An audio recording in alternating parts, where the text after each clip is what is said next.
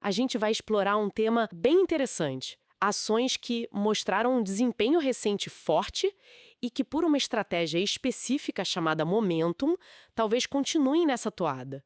O nosso foco vai ser entender essa estratégia e olhar para três empresas que se destacaram nela: TOTVS, a TOTVS 3, Cogna, COGN3 e o Itaú, ITUB4.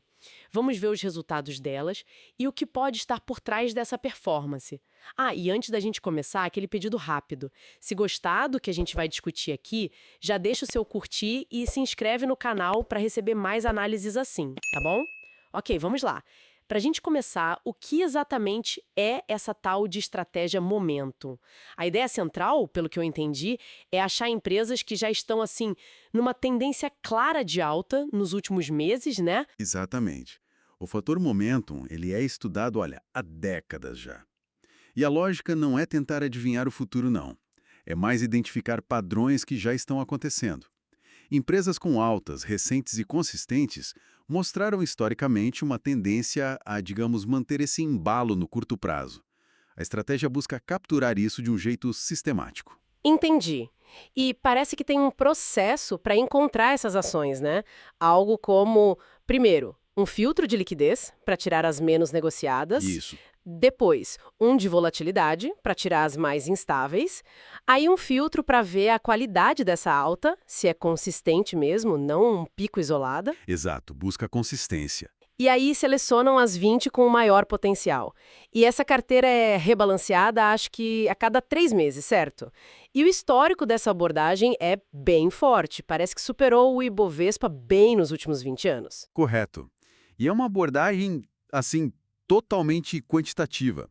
Não entra na questão de gostar da empresa, de acreditar na gestão, nada disso. A seleção é feita, tipo, puramente pelos números, pelo padrão de desempenho que a gente observa nos dados recentes. Interessante. Vamos ver isso na prática, então. O primeiro exemplo é a TOTUS, código TOTS3. Empresa de tecnologia, né? Líder em software de gestão, os famosos ERPs aqui no Brasil. Isso. Fundamental para muitas empresas. E a performance recente dela foi bem forte. Subiu 32% nos últimos 6 meses. No último ano, deu 61% ou até 63% se a gente considerar os dividendos. Bem acima do Ibovespa. E o que puxou isso, né? Parece que os resultados financeiros vieram muito fortes. No primeiro trimestre de 2025, o lucro já tinha subido 44%. Aí agora, no segundo trimestre, que saiu em agosto, o lucro cresceu mais de 50% comparado ao ano anterior. Foi bem expressivo. Números fortes mesmo.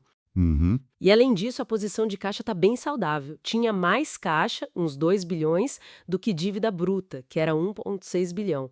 E isso até permitiu que eles comprassem a Lynx agora, no final de julho, né? Por 3 bilhões de reais para aumentar a presença no varejo. O que é fascinante aí é ver como esses números financeiros robustos, crescimento de lucro, receita recorrente forte, caixa saudável, eles parecem dar um respaldo, né? Validar essa tendência de alta que a estratégia Momento identificou antes só olhando os preços. E a aquisição da Lynx ainda adiciona uma perspectiva de crescimento para frente. Legal. Agora, mudando de setor, a estratégia também apontou para a Cogna, COGN3, essa do setor educacional, e aqui a alta foi, nossa, ainda mais expressiva, 88% nos últimos 6 meses.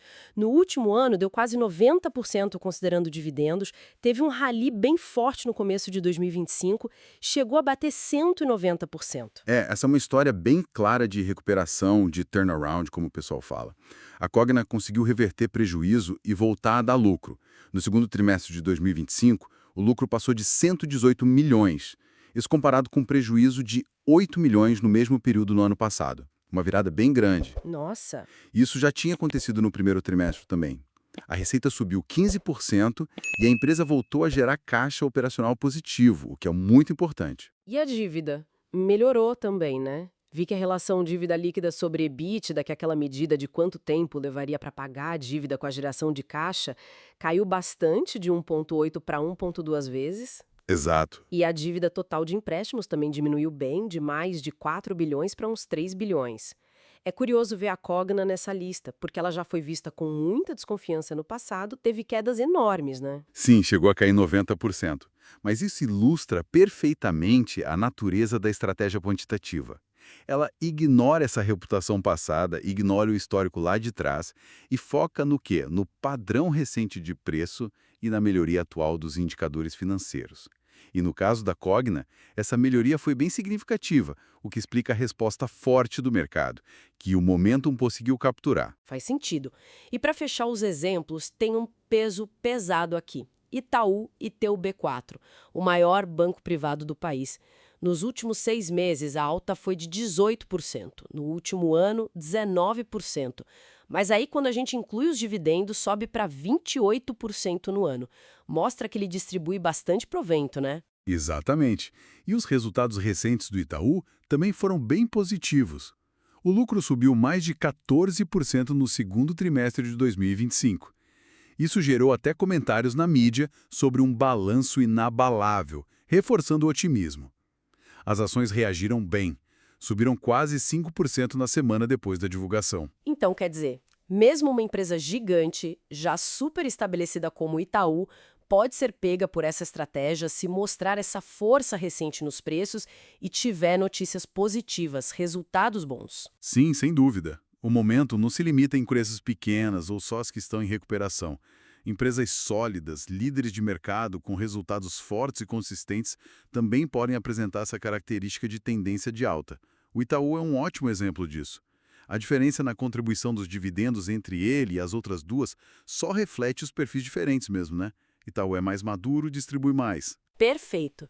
Recapitulando rapidinho, então, a gente viu essa estratégia Momentum, que busca ações que já estão numa tendência de alta consistente, e analisamos 3 exemplos que ela identificou. TOTVS, TOTS 3, Cogna, Cogna 3 e Itaú e Tube 4. Todas com performance recente forte, e a gente viu que isso veio junto com resultados financeiros bons ou melhoras significativas. E a reflexão principal, eu acho, é sobre como essa abordagem quantitativa tenta identificar e, de certa forma, aproveitar essas tendências de mercado de curto a médio prazo. Ela se baseia naquela premissa de que o desempenho passado recente, e ainda mais quando tem um apoio de fundamentos melhorando, pode ter uma certa inércia, pode indicar uma continuação. É uma ferramenta diferente da análise de longo prazo, focada em valor intrínseco, né? São coisas distintas. Com certeza. E para quem está acompanhando a gente, o que mais chamou atenção nessa análise?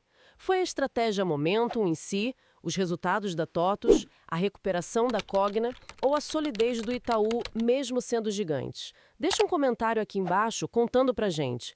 E claro, se esse conteúdo agregou valor, ajudou a entender melhor, não esquece de curtir o vídeo, conferir se já está inscrito ou inscrita no canal e ativar as notificações para não perder as próximas discussões. Combinado?